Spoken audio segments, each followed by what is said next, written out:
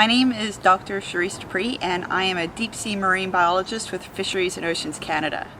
That means that I get to explore never before seen places and animals unknown to science using robots. We dive down deep kilometers into the ocean to explore these areas, and that's why I love it, because we get to see and document alien life that exists on our planet. The animals that I study at the bottom of the ocean are really like aliens living on our planets. They exist in a world that is so different than our own. Intense pressures, absolute darkness, near freezing, but then suddenly it's 400 degrees Celsius, and instead of using a sunlight-based food web, they're eating chemicals and creating a life that we didn't think could exist on our planet. We actually look to the deep sea for ways that animals may live in other places in our solar system. That's how different from the terrestrial world they are. Research that I am currently doing is to map hotspots of life in the deep sea. So these are places where there's life that rivals that of a tropical rainforest. What we're doing is we're figuring out where they are, who they are, and then sadly we're taking it that step further, how humans are impacting these animals already. So even though the deep sea is far away from our everyday lives, we're finding that we're impacting them through fishing, through changing their food web, through climate change, unfortunately, and then the next step is going to be, do humans mine the deep sea or not? And these are all things that are going to affect these animals a tremendous amount. And so we're playing catch up a little bit, trying to discover where they live, who they are, before we start actually wiping them out. Last week, myself and other researchers from Fisheries and Oceans Canada published a really important paper about climate change and the deep sea.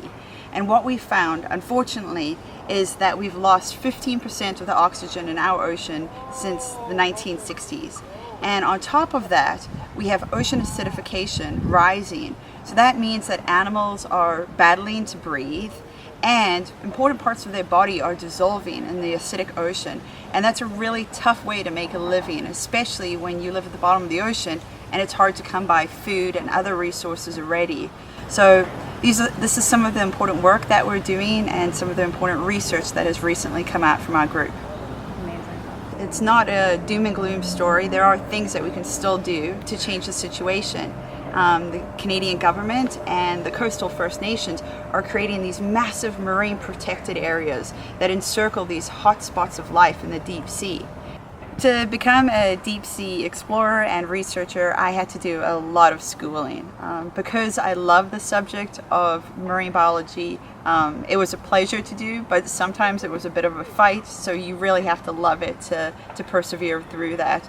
A way to do it quicker is you can roll up your master's into a PhD. So I did it all in one and got it done just a little bit faster. And then out of my PhD, I did a couple postdocs, which is you're not quite a researcher, but you're getting there and you're starting to get your own research projects. And then you get a position like this, which is my dream job, which is creating your own research, making your own objectives within this wider umbrella of conservation for the deep sea. So that's my journey, and it's been fantastic, but it has been a lot of hard work. Take it a step beyond studying, beyond what you could do in the classroom, and if you're truly invested in this, take up scuba diving, learn how to surf, go for lots of walks on the beach, take up photography.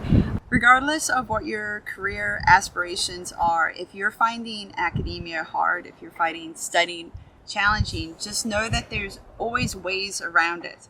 So personally, I was diagnosed as severely dyslexic. And so in university, I actually only had a grade 2 reading and writing ability, but I really wanted to be a marine biologist.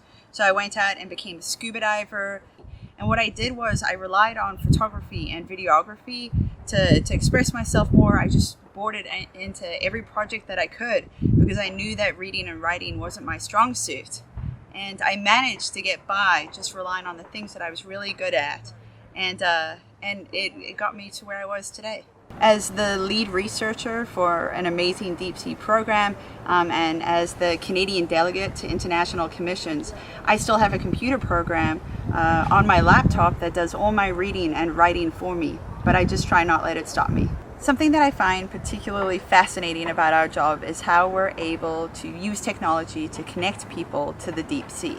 So we go down deep into the ocean, far offshore, into the pitch darkness, to new worlds, to see new animals. We do this with robots that we connect to the ship.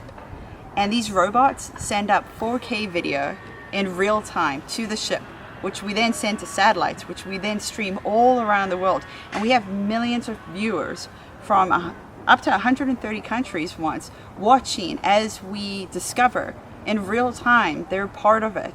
They're chatting with us. They're following on social media. And it's like the world discovers these new life forms together. What's incredible about this research, about going down with these robots and filming animals just living out their natural lives, is that in the past we've had to study them by fishing gear, by nets.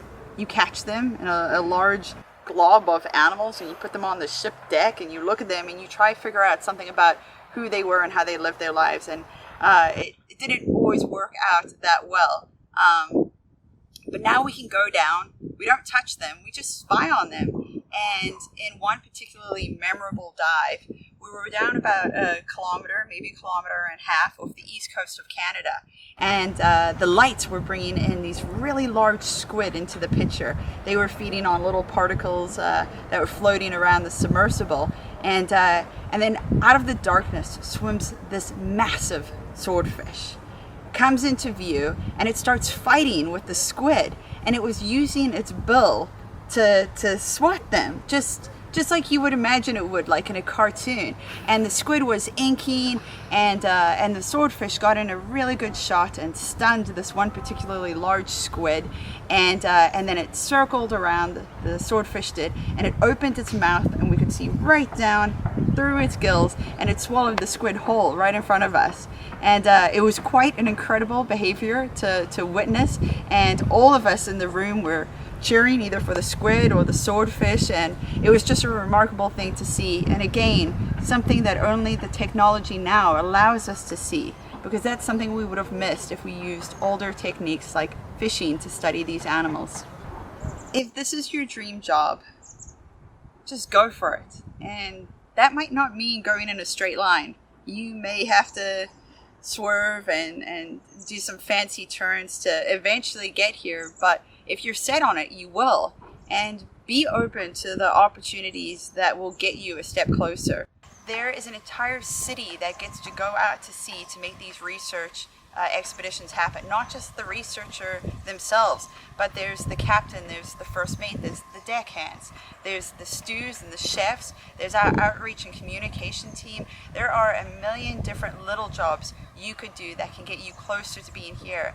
And every moment that you're out there being involved, or actually at sea or in the lab, whether you're a lab assistant or a lackey, you're building your capacity and your CV. That's one day going to make you just that little bit different, and it's going to make you the one that gets the job.